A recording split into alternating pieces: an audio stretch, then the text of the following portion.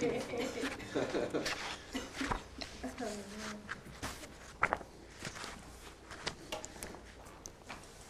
you noticed that almost like every weekend here they have some sort of charitable 6K run or a walk for something to raise money or in tribute to some Parkinson's disease or Grover's syndrome? Well, it's all these people got in their fellowship, and they have bands and entertainment, and they never have anything that would fit most of us, like severe dandruff or innate ugliness. Oh, are we on?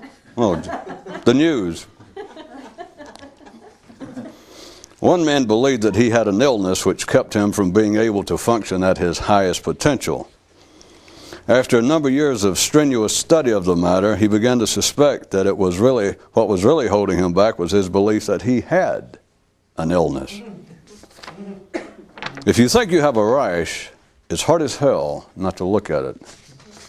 One guy thought, I ain't much, but damn, I'm all I've got. I hope it's enough.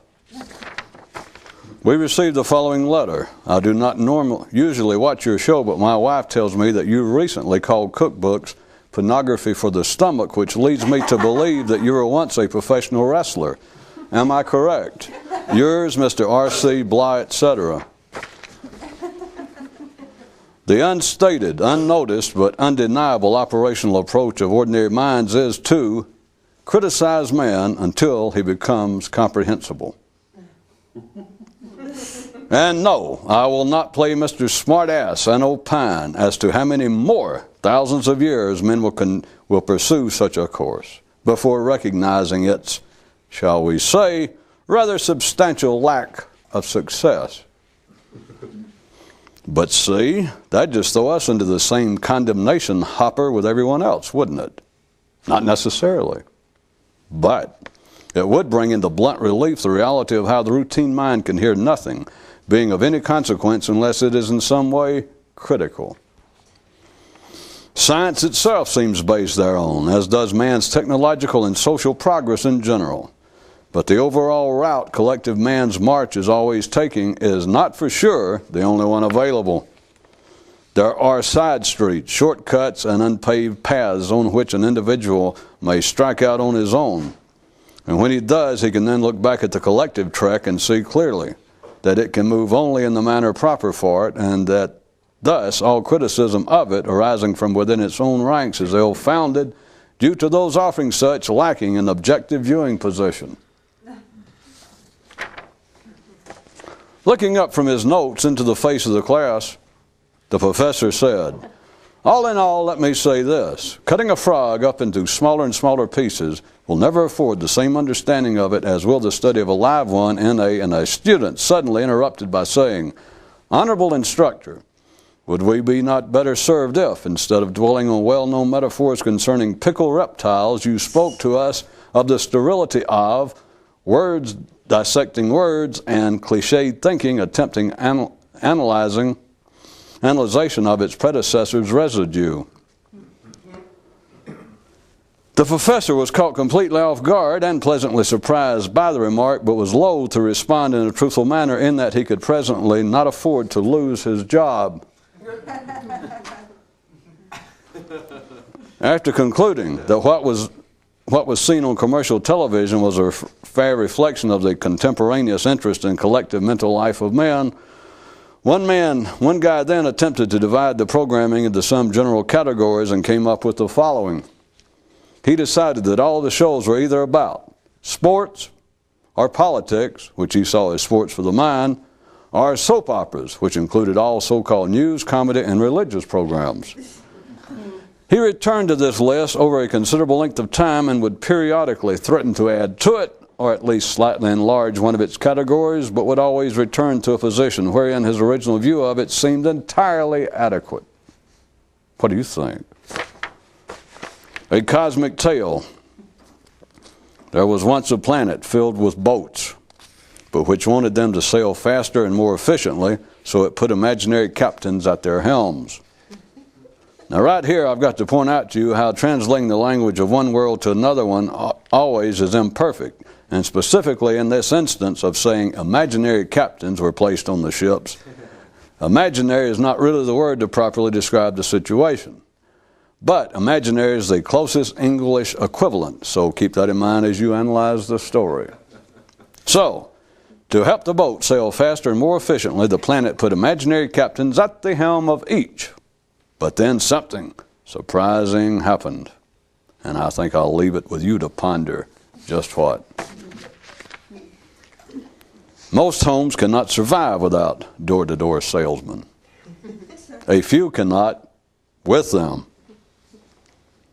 Oh, honey, while you're up, would you stay up?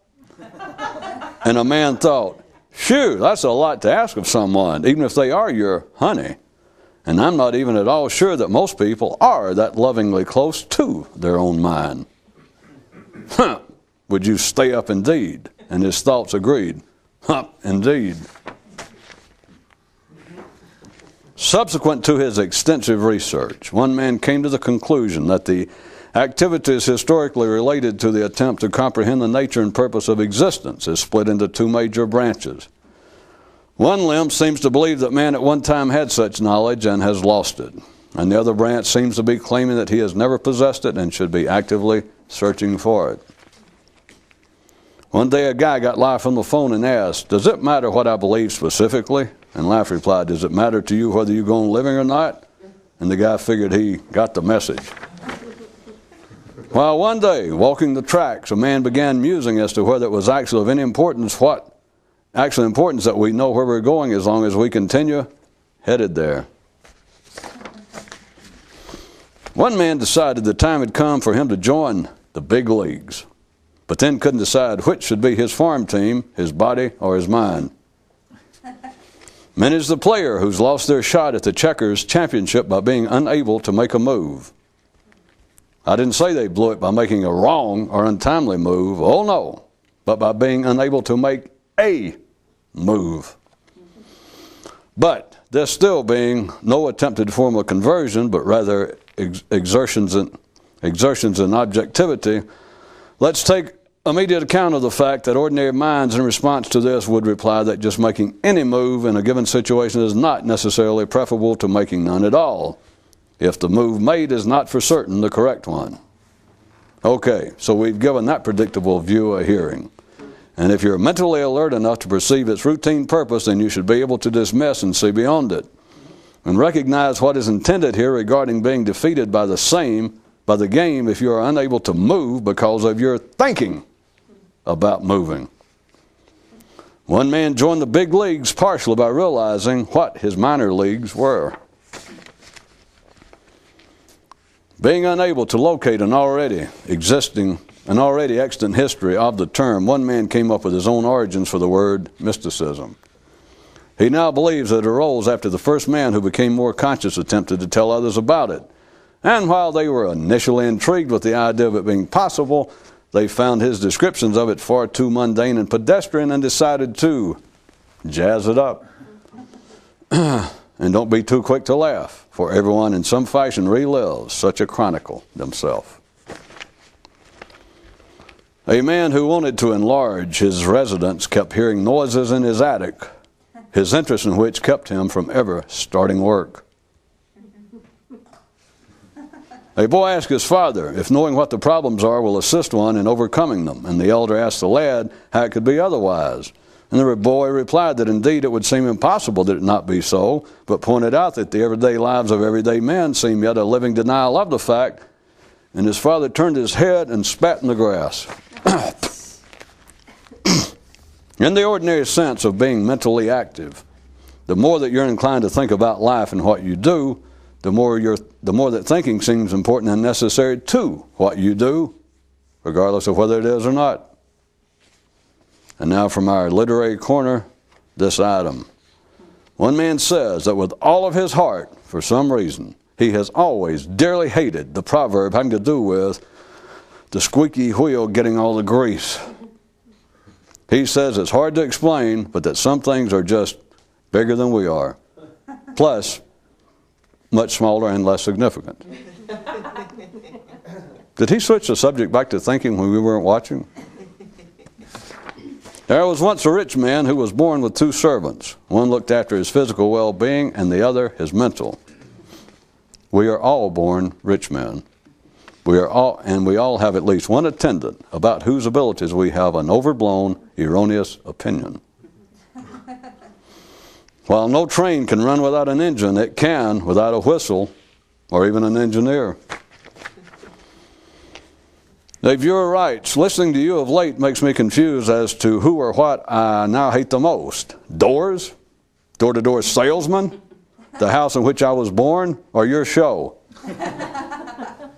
At least I know how to handle one of these possibilities, now don't I?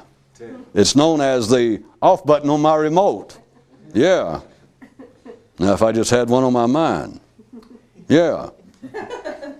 Yeah. Yours for now, etc., etc.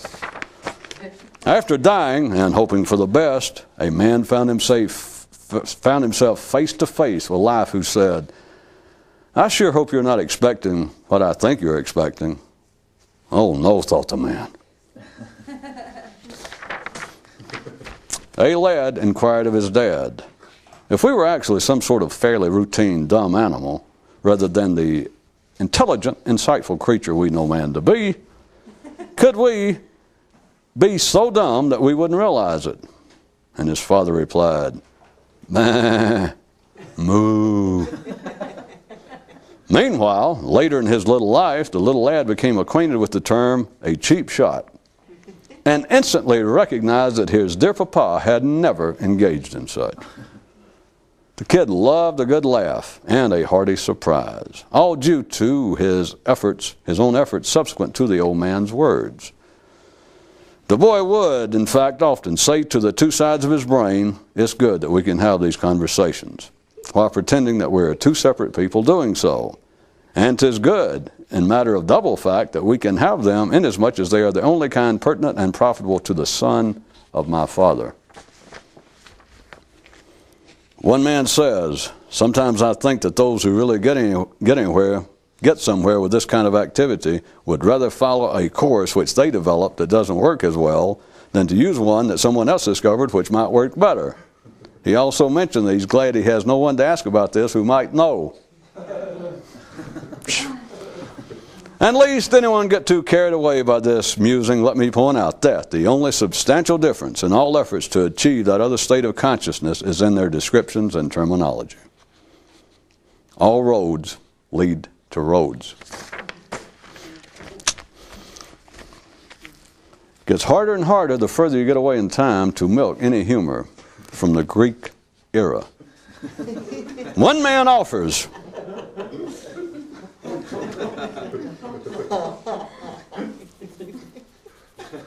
Maybe it wasn't a good century for metaphors.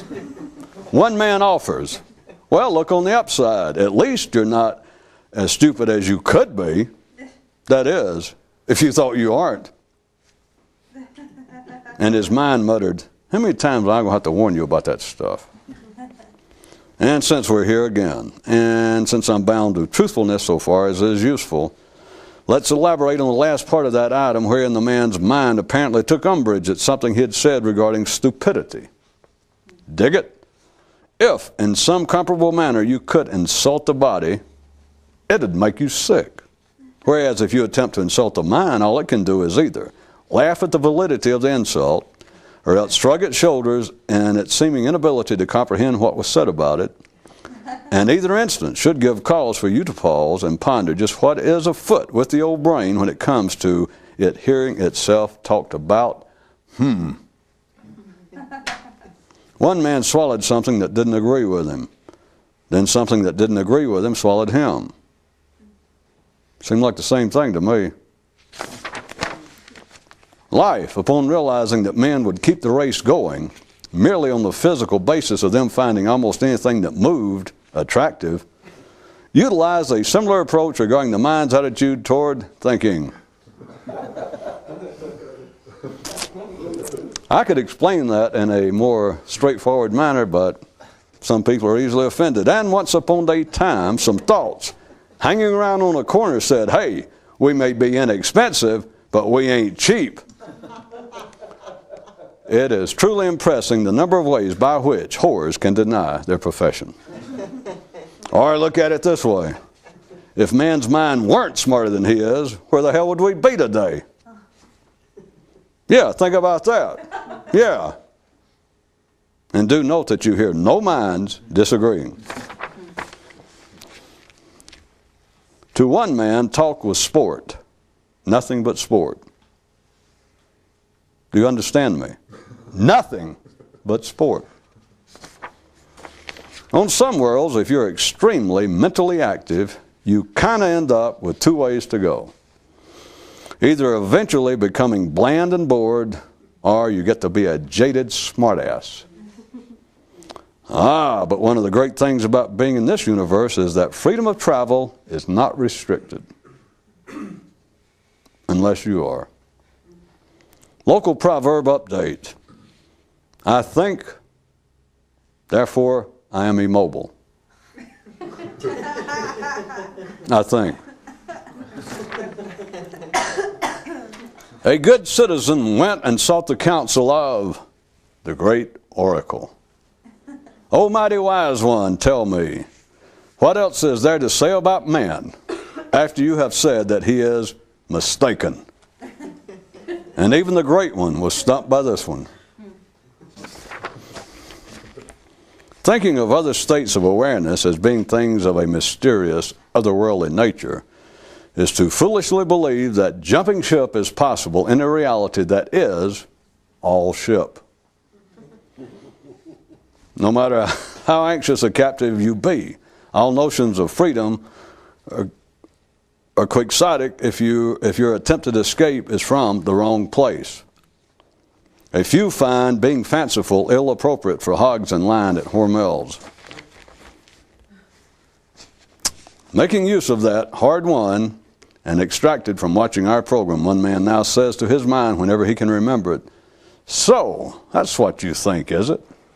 To which his mind will normally reply, "Yes, it is." To which he will then respond, "Well, as it turns out, I don't care what you think." His present enjoyment of this is such that he says, "I'm now included in his will." And another man says, "There came a time when I didn't think I could stand to hear one more person talk about being more conscious. Then it got to where I couldn't hardly stand to hear anybody talking about anything. Now I got to tell you, it's to a place where I can't hardly stand to hear myself talking. God only knows what comes after this."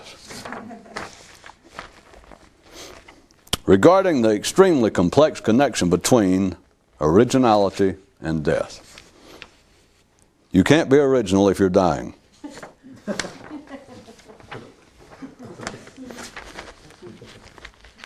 Consciousness and the ha-has. Ordinary minds can hear everyone else made fun of and laugh, and can, under certain circumstances, hear themselves so spoken of and muster a chuckle. But only those of liberated awareness recognize the total human thinking experience as an across-the-board humorous occurrence. Prejudicial humor is no humor at all. But then again, anything prefaced with the modifier prejudicial is not what it is. Go on, a father encouraged the son. Grow on up and be what you are without thinking about it. And although the lad at that time could not do so, as can no one initially when they first hear about it, he did remember the idea, and when the proper time became available, was able to make use thereof. Who's that knocking at the door? I don't care. Good, then you're the one, just the one to answer it. Unless the mind is taken into account, anything man observes is a waste of time.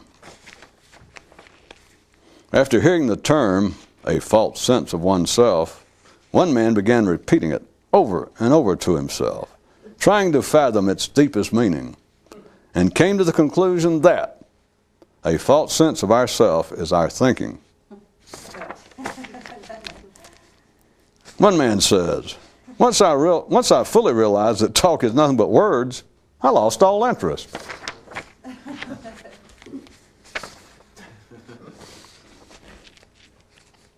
And finally, extreme travel news. If you're sick, you can't go anywhere. And don't tell me that's not fair. You aren't going anywhere anyway. Oh, all right, quit your whining and try this. Info regarding movement simplified. It's like you've got a choice. Either believe that you're in some way ill and must attend to the matter before thinking about any sort of travel, or else say, to hell with it, and hit the door running.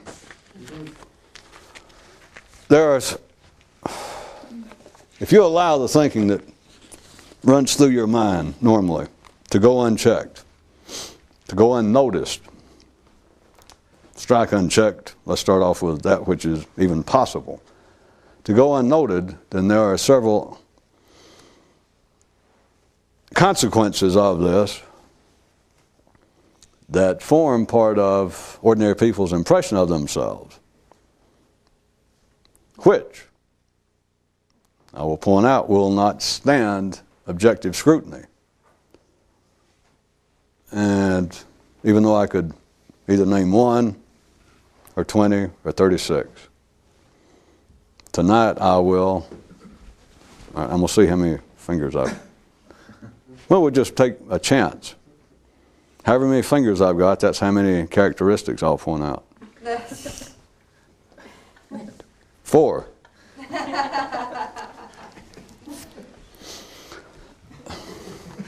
If you allow the thinking that normally runs through you to continue unnoted, you will also permit the following. Things which seem real enough and constitute an average, ordinary man's sense of himself. You will permit them to stand, but at least parenthetically, I point out to you that they will not withstand any objective scrutiny. Now,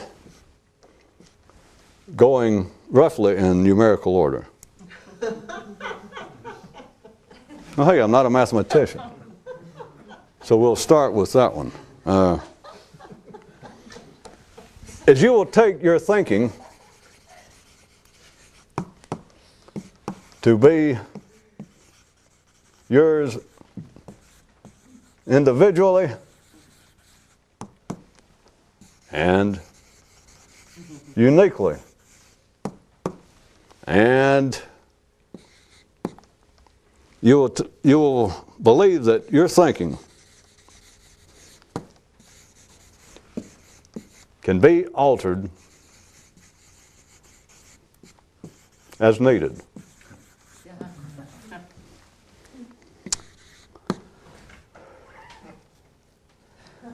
And compared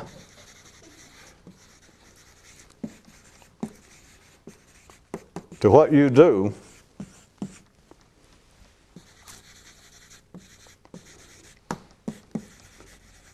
you will take thinking to be important. I should stop there, but I would have if it hadn't been for the 4-finger thing. It surprised even me. That's all I was prepared to go into. But I'll go ahead and list the other one since it turned out to be 4. You will take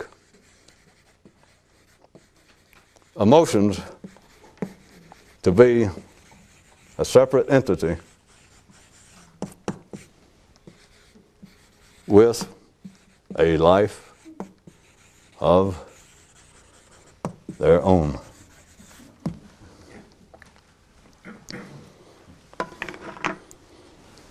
Actually, the third one covers everything, but what the hell does that say?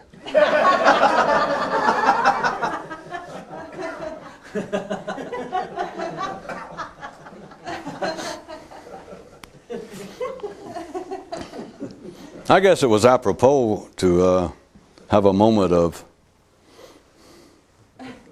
frivolity there and laughter, because think about it right quick from an ordinary view, from a sane person's view, looking at that, you would think, well, wait a minute, besides the handwriting, that is obviously the rantings of some sort of madman To say that it's a picture of oneself that I've already said will not withstand scrutiny, so it's another way of saying it's an illusion, which I don't really, is not profitable saying. It's not really profitable thinking that way, even though you hear it used sometimes here to say that something is illusionary. We all know how that is intended when ordinary people say it. They say it's meant to be that you are individually deluded, that you have an incorrect impression. But see, when everyone entertains the same picture or illusion, then you are hard-pressed to call it an illusion in that sense. It is simply the aspects of the thinking process that people take as being a true statement of and a true description of the thinking process. Now, I can put a period there, and in that case, all of any criticism. What I was representing by saying that an ordinary mind could look at that and ponder it for a second and say, well, that's crazy. From that view, it is crazy. It's insane, because if you do not carry it any further, then that which appears to be to the collective is. And all of this is apparently so. And I repeat, even though an ordinary mind might infer or profess that I am calling it illusionary, mistaken, when it is a collectively held illusion, it's really a misnomer to call it an illusion. But so I said what I intended to say for this conversation, that these are aspects that simply will not withstand any objective scrutiny. You cannot look at it and continue to believe this.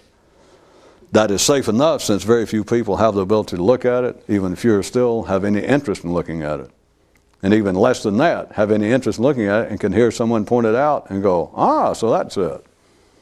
So, I'm not in danger of any great widespread criticism, since I have narrowed it down to actually an audience probably of less than 100 people on the planet.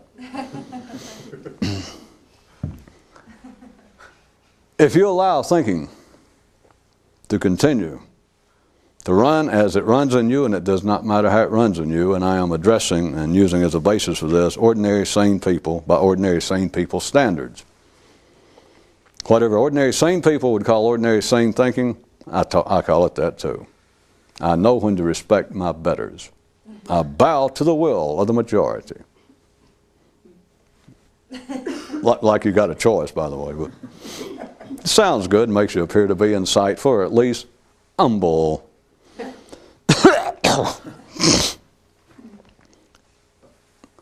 If you do not give it any objective scrutiny, then you take the thinking that runs through you as being yours individually and yours uniquely.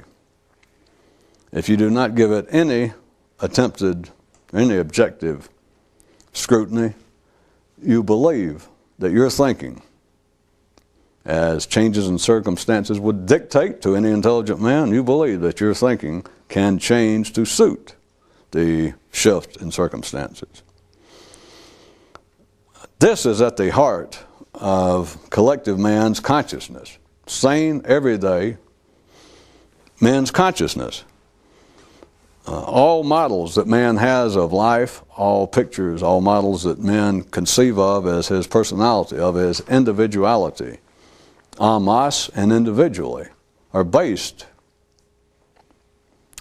Well, if they don't see it based on these first two, they would see it this way. If lacking those first two, all of their models would crumble. Because you cannot be an individual unless your thinking is in some way individualistic. And you certainly cannot be an individual person capable of individual thinking if you have no ability to change your thinking when circumstances would demand it. Normally referred to in general as a kind of freedom of will, that if indeed we are limited, obviously, to certain physical freedoms, that we cannot fly and we cannot hold our breath underwater for 2 hours, but that in our thinking there is a freedom of will, or in the more simplistic realms of thinking, they include behavior, that in man's spiritual or moralistic life, that he has freedom of will, which is all saying the same thing. So without man accepting, without man, another way, put it this way, without man, if man do not question it at all, then this remains to be even an unspoken foundation of ordinary man's general model picture of themselves, collectively and individually. Of those first two is the basis. The third part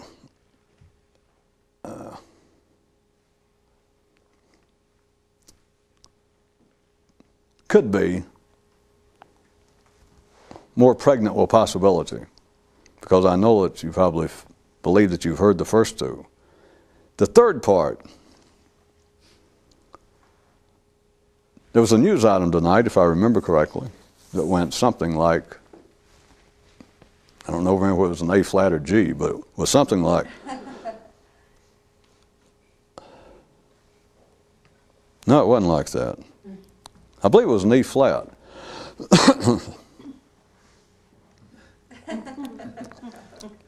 It went something like this, that the more mentally active you are, in the ordinary sense of those terms, the more mentally active you are, which is to say, the more you think about life and what you do, then the more important thinking seems to be to what you do. This is, when I say it's more pregnant with possibility, this is totally beyond any normal range of what a man would ever think about. The first two men are sometimes confronted with, not directly. They find themselves confronted with it normally on the basis of them having to defend themselves in some way. But men do not in any way go around with an attempted analyzation of what occurs within them in line with the first two characteristics. They do have some experience in it, in having to ward off assaults on behavior for which they feel condemnable. For talking one game and walking another one. That men have to always fall back on the devil made me do it. That is, they are experienced, without describing it this way, but they're experienced, very well experienced, and condemning one another. That, well, you said you'd do so-and-so, you promised, or you swore that that was your attitude toward life, and now just look at you. Which is attacking you on the basis that you had freedom. You damn well had freedom to do what you wanted to. You even said you were going to choose this course of action, and now look at you. And there you stand, you being every man, and you go, ooh. So you are experienced, without describing it that way, in the realities of the first two. But when I say that, suggesting there might be more possibility in the third description at least, the third view of it, is that men never think about this. It is, may I suggest, inconceivable that an ordinary mind would ever think of this. And that is, if you are mentally active, and this is very treacherous to try and literally describe, because it varies so much from person to person. And one man's mind, if it makes you feel better, is almost as unique as his fingerprints. Every time I say something like that to a crowd, I always notice that some people look very proud of themselves. And I've never had the heart to stop and say, oh, of what importance is it to you that your fingerprints are yours uniquely? Because I know the answer. It would be a heartbreaker, because anybody that seems to kind of perk up when I point that out, and you think, wait a minute, that's the only thing in life that you feel distinguishes you from everybody else. As well, by God, they don't have my fingerprint. Hey, listen, go with it. You got to dip with the one who danced with you first.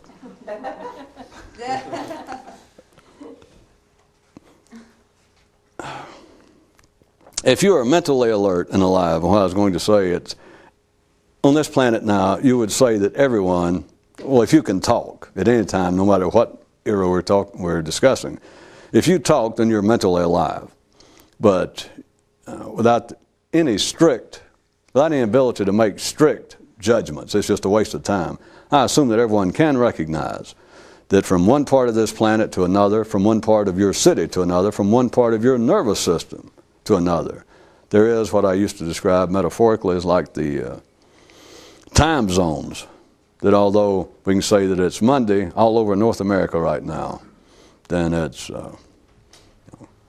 9 o'clock in New York, and yet it's still 4 o'clock in Los Angeles. That it's all just, that there's a full spectrum, but everybody is not marching to the same tempo. Everyone is not the same place in the parade. And so within people you know, within just your observation of society, you must see it, just whether you think about it this way, and you can't see it if you take this as criticism, or you can't see it if you look at it critically.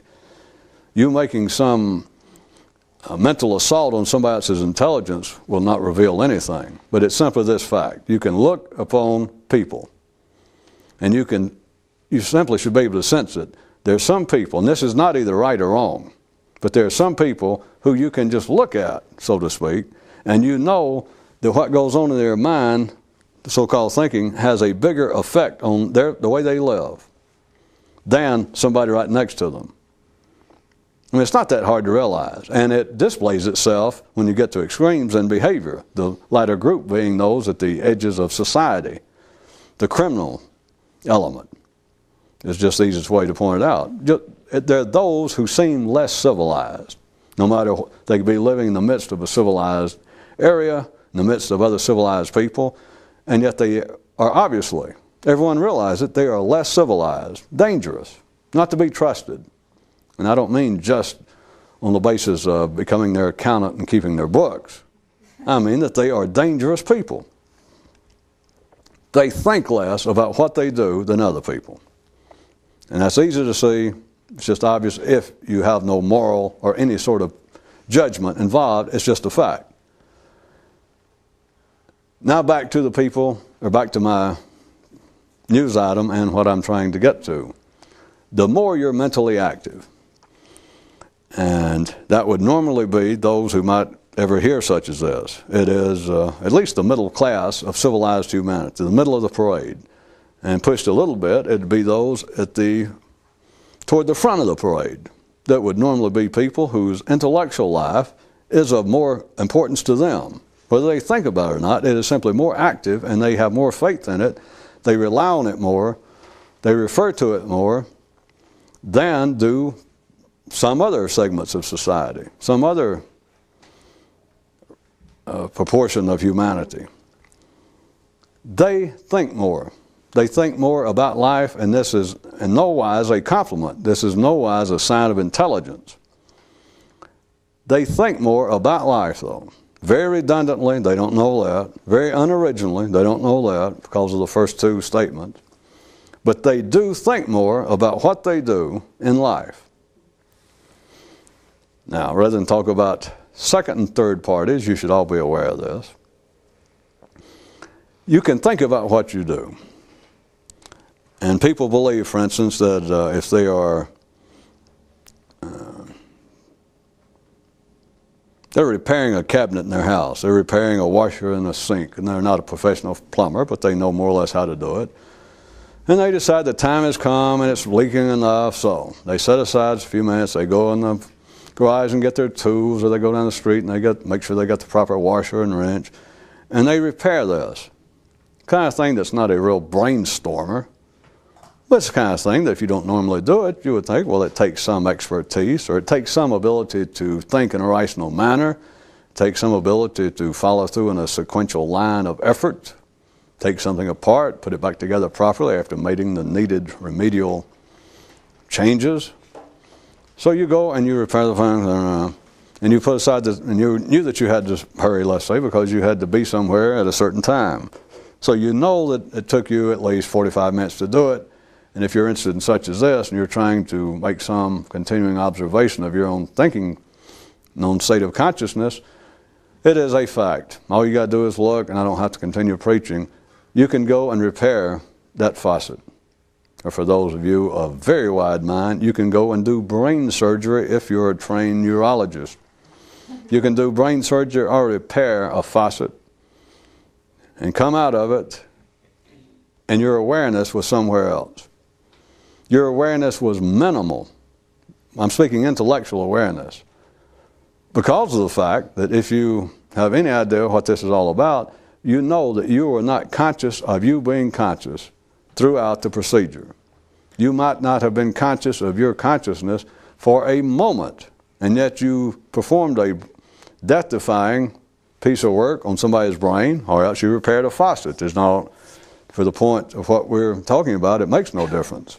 That you came out of it, and if you could see, and was interested in what I'm talking about, you can see for yourself. It's not an attack, it's not a criticism. Again, it's a simple statement of fact that you did this, and the participation of your mind, and the brain surgeon, of course, is obvious. He's had years of experience, and as I said, with a faucet, you'd have to have a little experience, at least be physically adroit enough that you don't hurt yourself when you try to pick your nose or knock yourself out when you comb your eyebrows.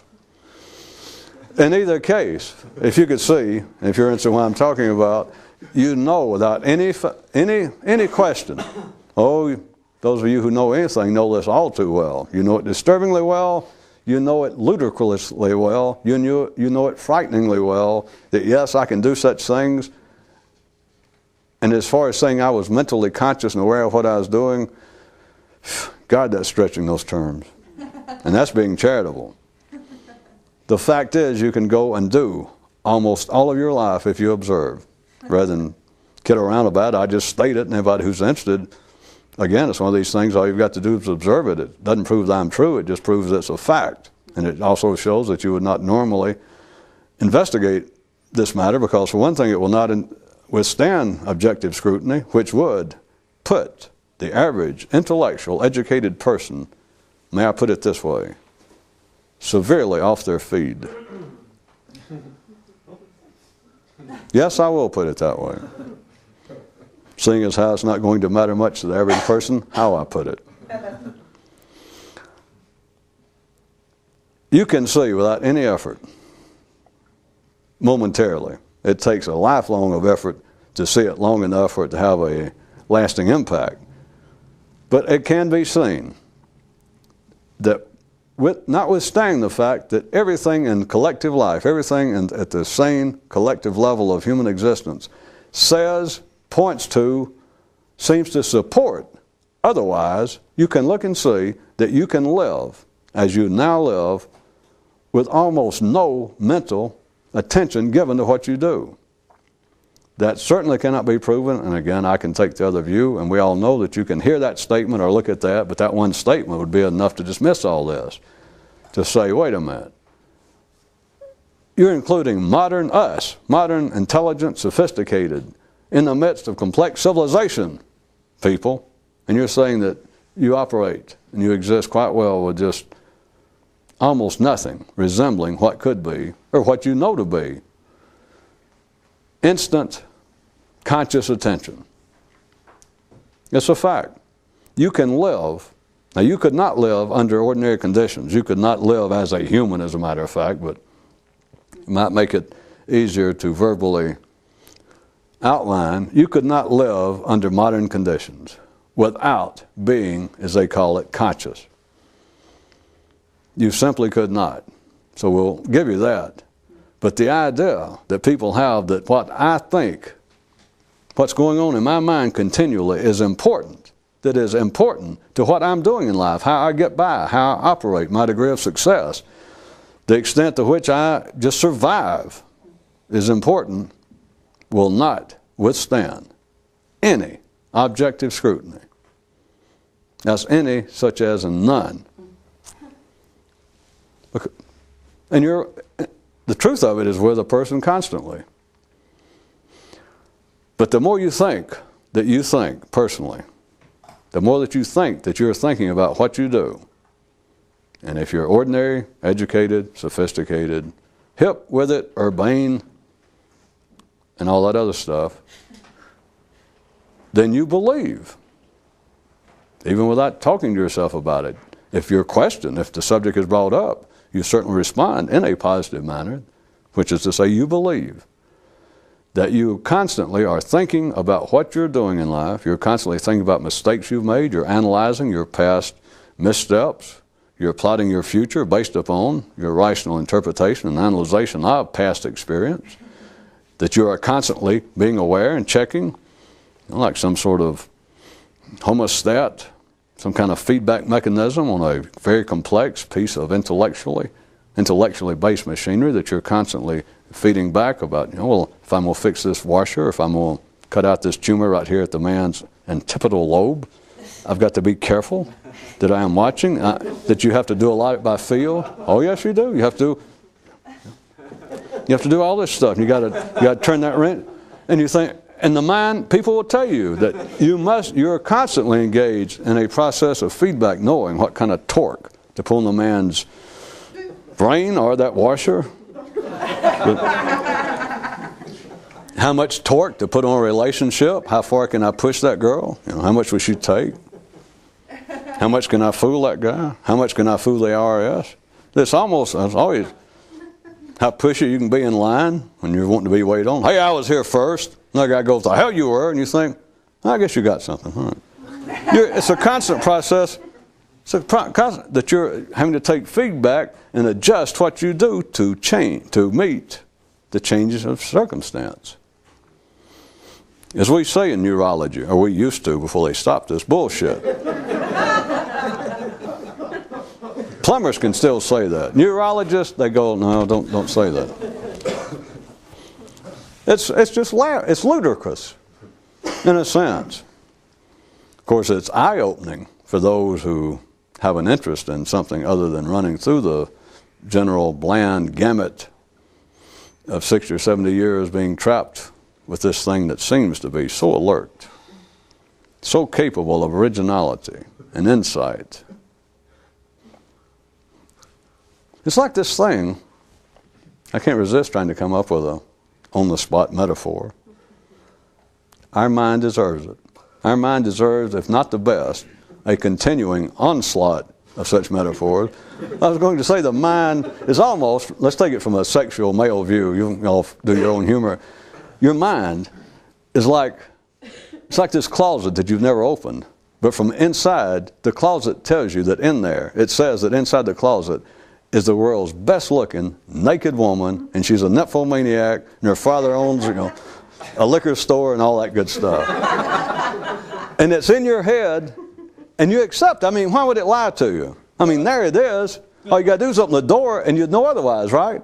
So why? It's got no basis to lie to you, because all you got to do is open the door, and you'll know the truth. Except you live with it 70 years and never open the door.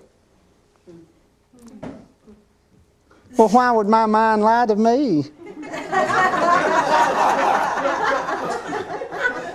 Well, I can put it better than that. People listen to this and go, wait a minute, why should I listen to you instead of my mind? Hey, you got me there.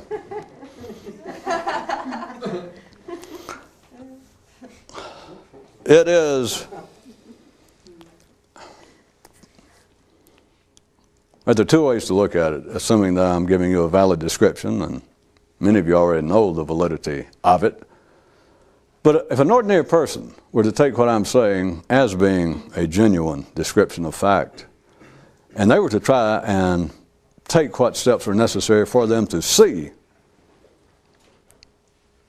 the truth of this, if there be such to it, then what would it do to them that their whole life, even on a non-stated basis, the whole life, with the more intelligent from the ordinary view, the more educated, the more sophisticated that you are, the more you think, the more you accept, whether you say it or not, that thinking is of great importance.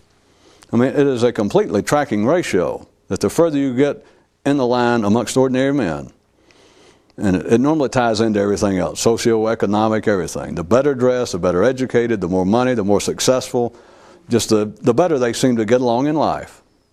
Right today, it's always been such, but today it may seem to be even more so. But the more that they are in the front ranks, just in the ordinary sense of success,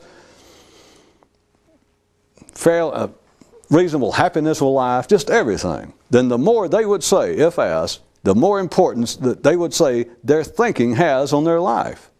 And it is absolutely defensible. Just on the surface, it seems to be unassailable that they say, I would not be here. Look at my profession.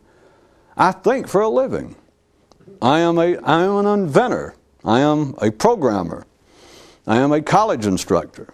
I'm an attorney, an accountant. I think for a living. Thinking is of supreme importance. My life would not be anything like it is were it not for my individual thinking process. It absolutely, at that level, is unassailable. And yet again, it is absolutely unable to withstand objective scrutiny. Because what ordinary people call their individual thinking is no such thing. What they call their thinking can be brought down to, or can be seen to be operating at a minuscule. All of this is just somewhat meaningless and irrelevant for me to put modifiers and say minuscule, very small, of almost no significance. You either see what it is or you don't. Your brain is obviously firing. It is operational, or you wouldn't be listening to this. You couldn't listen to it. And so in one sense, your mind and your thinking are inseparable parts of you. You would not be you without this thing continuing to run. But for you to believe, for you to accept that what is going on in your mind, the thinking, is of any importance, is of significance importance, is of substantial importance, of some importance to what you do, simply says one thing, that you have never investigated. You have never turned a cold eye on it. Because what you do, compared to what you do, thinking is almost of no significance. And it does not matter that you are a thinker for a living.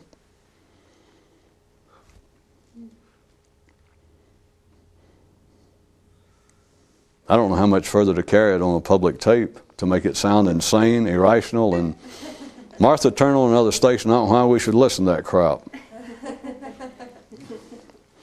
As I said, there are at least two views. One would be an ordinary person's view, that if they could follow through with that, it would be, it would shake, to be dramatic, it would shake the foundations of their personality. It would shake the foundations of their thought processes, but all is safe and well since it will not happen, but it would. So they can't see it, they're not going to see it, they have no interest in seeing it. From another view, if you're wired up to be interested in such as this, then once you see that, not just once or twice, but once it becomes a sight from which you cannot pull your eyes, that it is always lurking there, the reality of it, it is, shall I say, yes I shall, it is somewhat liberating. Think how it would be to have far less faith in you than you now have, which on the surface again sounds verging on the psychotic, I guess. But how about this? If you had less faith in who you are, think about this. You would have almost no condemnation, no feelings of guilt of who you are. In other words, all these, the small-time childish attempts for religious people to be caught up short and go, uh-oh, ooh, you're right, and I wouldn't have done that, but obviously the devil made me do it. Think about the liberating effect to realize I am the devil. You know, metaphorically speaking, that you realize no devil made me do this. Being alive made me do this. Being alive has made me be me. And then you go, oh, see, it's just one step from that to, wait a minute, being alive has made me believe that this is me. So as always, life has arranged things in such a plucky and fair manner that you can hear such as this for whatever accidental reason. You could hear such as this and be able to absolutely reject it. Sanely, rationally so, and if you can, I can help you. You know I do it constantly. I can take the other view and point right out that, well, this is just nuts. That life has, in its fanciful